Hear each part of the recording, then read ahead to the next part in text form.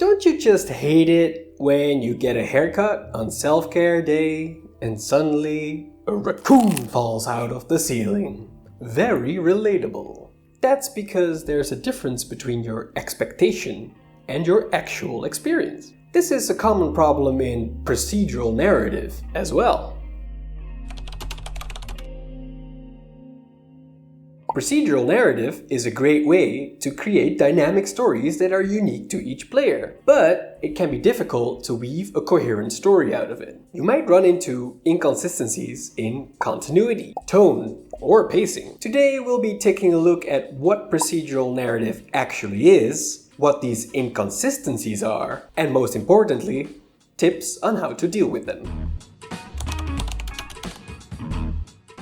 So, what is procedural narrative? Typically, when we talk about story in games or interactive fiction, we think of either a linear story that the player experiences plot beat to plot beat, or perhaps a branching story where the player's choice influences the direction the story takes. I like to describe procedural narrative as a branching story of which the creators don't know if or when a plot beat will show up. One particularly popular approach of procedural narrative is chopping up the story into little pieces that I like to call events. We pile these events up in a big stack, much like a deck of cards, and then shuffle them by probability. Probability in this case refers to the likelihood of what card in the deck will be picked next. Like in a lot of interactive fiction, the player's actions and choices then influence that probability. To illustrate this more clearly, let's think of a small example. Let's write a linear story where we have the player encounter Loki, the Norse god of mischief, and he's hanging off of a cliff. Then the player saves him. He hands the player a heavy bag as a reward. That's not suspicious.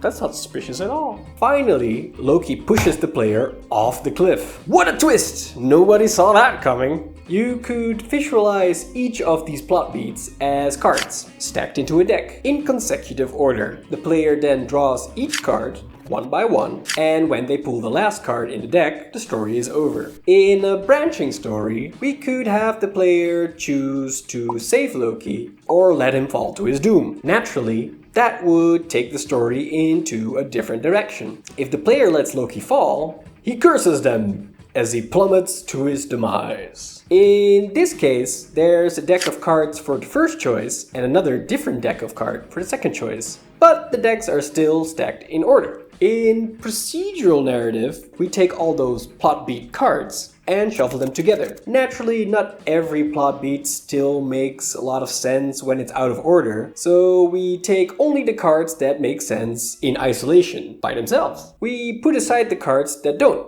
Loki pushing you off of a cliff unprompted is definitely something Loki would do. I also wouldn't put it past him to hand you a heavy bag out of nowhere. But him plummeting to his demise and cursing you would not make much sense without any prior context. So we put that plot beat card aside and only shuffle it into the deck after you draw the event that precedes it. Here we visualize our narrative examples as decks of cards. Take a look at that. Damning, isn't it? Making these visuals takes a long time, so you have to look at it for a few more seconds. Wow.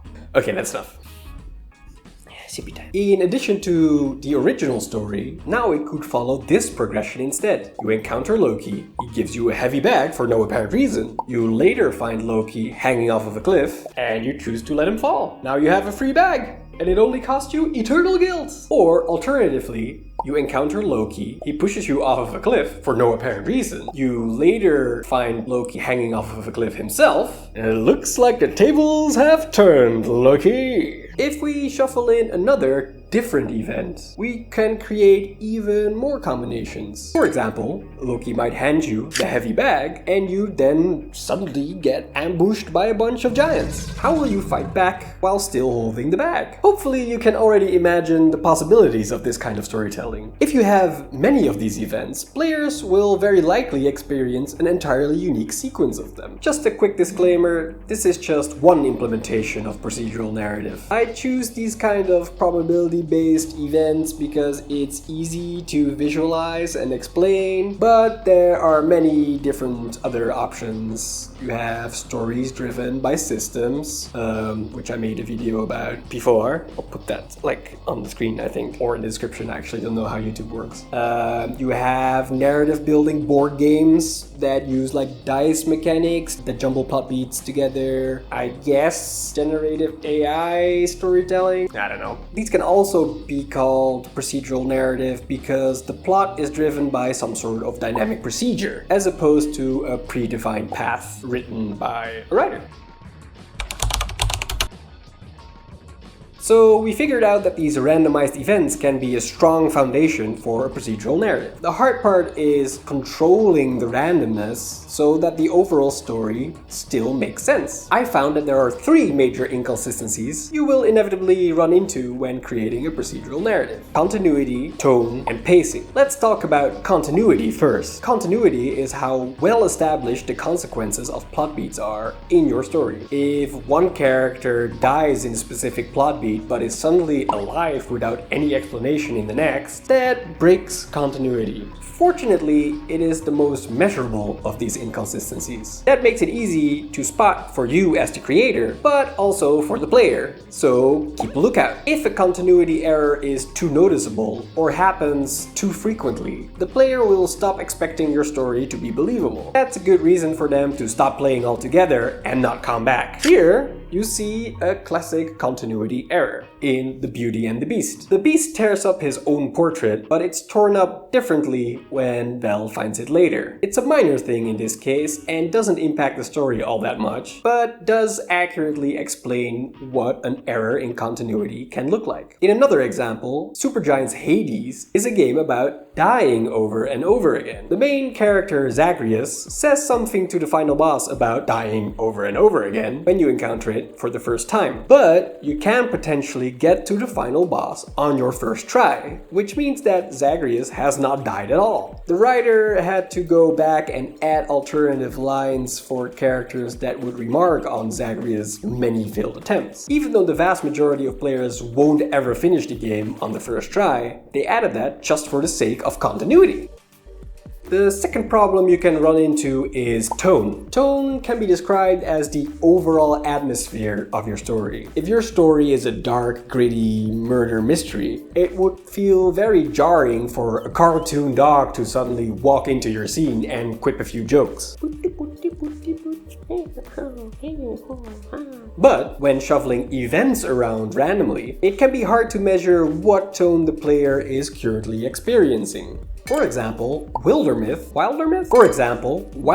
is a procedural role-playing game in which characters add dialogue based on randomized personality traits. On paper, this should create scenes where each character adds their own flavor to the situation. In practice, however, it can create situations where one character is making jokes about a tense situation, another is dramatically emotional, and the last one is citing lengthy prose. A scene like that might be more coherent if it focuses on one of those things instead. You could potentially write all your events in a similar tone to avoid this problem, but that would create a pretty dull story without much variety, which brings us to the next issue: pacing. Pacing is the rhythm and speed in which a story unfolds. If an adrenaline-pumping action scene gets interrupted by 10 minutes of heartfelt dialogue, the sudden shift might feel jarring to the player. Good pacing can prepare players for what's to come, keep them from nodding off, prevent them from getting overwhelmed, and build up to a satisfying emotional payoff. While writing a linear story, you, as the writer, have full control over pacing. But in procedural narrative, pacing is by far one of the hardest of these inconsistencies to get right. This is due to your lack of control as a creator over the order of events. Games in particular have other dimensions that can suffer from bad pacing as well, like difficulty spikes and flow-breaking gameplay. Turret segments and mandatory stealth missions come to mind. Any of these inconsistencies can break the spell you want your story to have over the player. A story without proper continuity will stop making sense. A clashing tone in a story can throw off players' expectation. Poor pacing can bore or overwhelm players. All of that adds up to an incoherent narrative. But what can we do about it? How do we keep procedural narrative coherent? Traditional writing has many methods to maintain continuity, manage tone, and set the pace for readers. I recommend looking into outlines, beat sheets, style guides, and motifs if you're not already familiar with those. But even if you've mastered writing linear stories, keeping a procedural narrative coherent requires a different set of tools. We shall now discuss a handful of them in no particular order.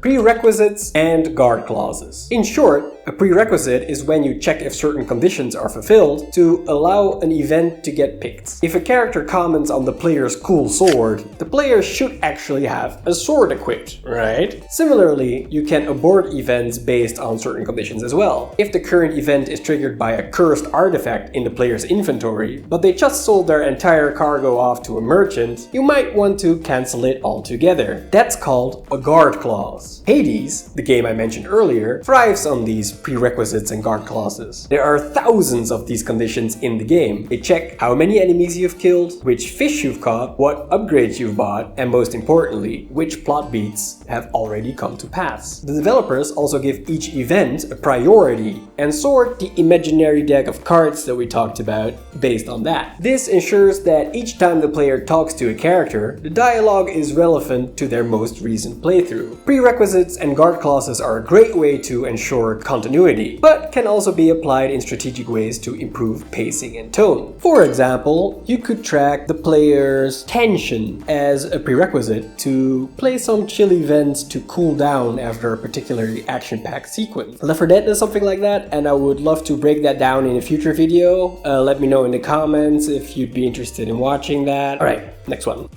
Foreshadowing. In a previous example, we talked about how Loki can potentially push you off of a cliff out of nowhere. Naturally, the player might find that unreasonable if they don't even know that someone like Loki is around. Foreshadowing is a way to warn the player of upcoming events, albeit indirectly. If you can somehow measure which events will be picked in the future, you can easily foreshadow the content of those events. If an earlier event told the player that someone was sneaking around that cliff, they would be more on their guard there. Suddenly getting pushed off might still come as a surprise, but at least they were aware of some sort of lurking danger. Massaging players' expectations like this is important in all storytelling, but doubly so if you have little control over the order of events. Tooling. Finding the right tools and tailoring them to your needs is essential to any kind of development process, but especially for anything procedural. You want to be able to easily simulate different combinations of events to check if continuity, tone, and pacing are all connecting nicely. If you can somehow fix these inconsistencies at runtime, that will also dramatically speed up your workflow. Similarly, you want feedback from players to be easily accessible and categorized, so you can quickly assess what went wrong in their playthrough. Don't underestimate the powers of good feedback tools. The TAPIR Method.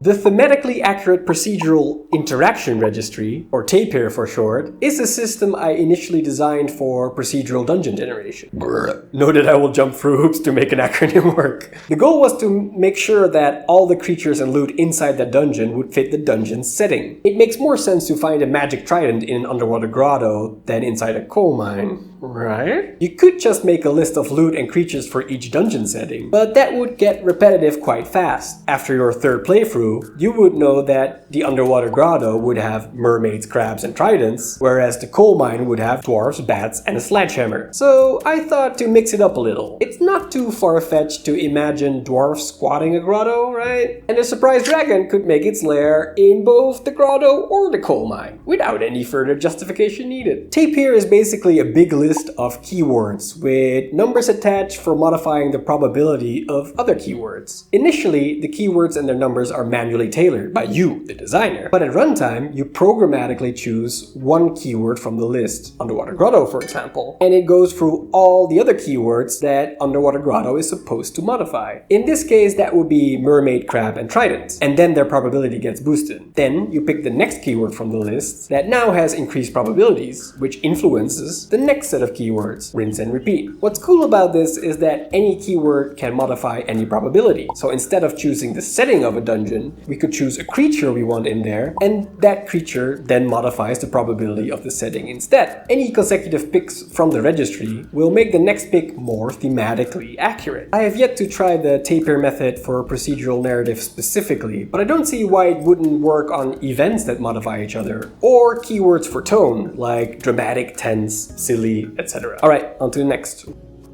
Roll with the implausibility.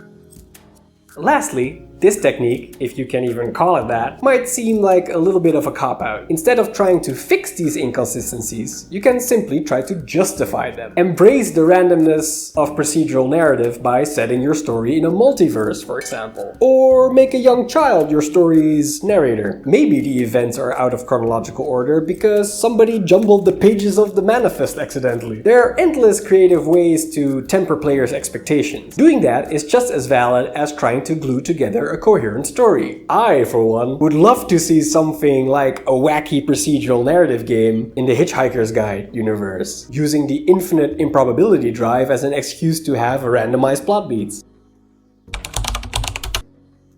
In conclusion, procedural narrative can be described as a story of which you, the creator, doesn't know when a plot beat shows up for the player. This can cause several inconsistencies related to continuity, tone, and pacing. If any of those issues are obvious to the player, they will stop believing in the legitimacy of your story, or become bored or overwhelmed. To help smooth out these inconsistencies and make your story more coherent, we've discussed a few techniques and tools. You can pick and choose the ones that fit your workflow and style best, and don't be afraid to get creative with their application. Additionally, conventional storytelling methods help keep your narrative coherent as well. In the end, it's still really difficult to fix every single inconsistency you can potentially run into, traditional story or otherwise. Hopefully, this video will help you on your way to at least make sure players enjoy your story for the cool, interactive, experimental thing that it is. Alright, that's all for today. Thanks for watching, and extra special thanks to Sapuliti, who supports me on Ko-fi. Ko-fi? Yes, that's correct. I have a Ko-fi page, which is the best way to support me as a creator. You can subscribe there to a monthly thing to get special Discord access and your name in the credits for these videos. But if that sounds like a chore, don't worry, you can just subscribe to the YouTube channel instead and get notified for when the next video drops. That's fine as well. I don't, you do you. Voila.